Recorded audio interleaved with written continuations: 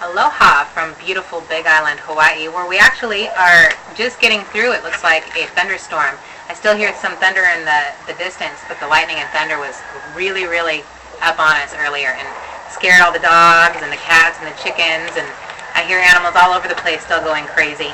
And we're out of power, so that's been kind of fun. So I thought, hey, maybe I should, sorry about the car, maybe I should go ahead and make a video for you. And what I thought I'd talk about today is getting over dairy, cutting it out of your diet. How do you go about that without making it feel like such a chore? Because a lot of people believe that they can't live without dairy. That's what I used to think. And, I used to use it on almost everything, a lot like people use ketchup. But what I found is that when I quit the dairy, I felt so much better. I don't have any congestion anymore.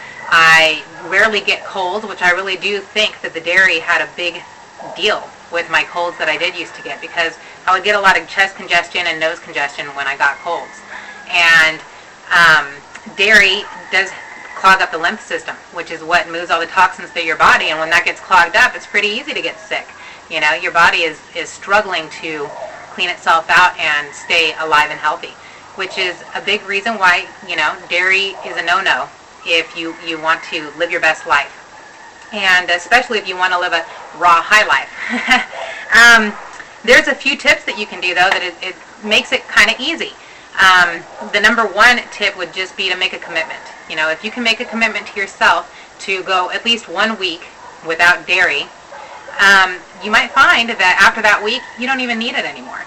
It really can be that simple. But if that does not work after the first week, there are other things that you can do.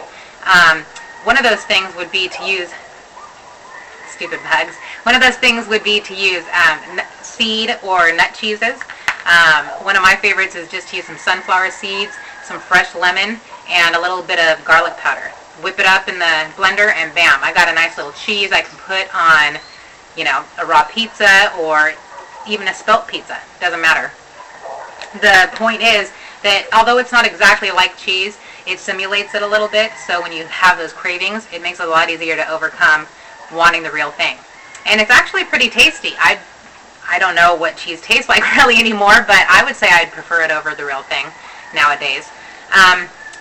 Another tip is to just make your favorite things that you used to like with cheese, but without it. For example, make your favorite spaghetti and make the sauce a little richer so you can leave off the cheese, and learn to like it without that cheese added. You can do this with lasagna, you can do it with pizza, you can do it with anything. Any food that you love. Just leave the cheese out and find something to replace it. And you'd be surprised at how much you don't even miss it. Also, another thing is if you love dairy, like ice cream and stuff, that's something my husband adores. And as we, kind of went through our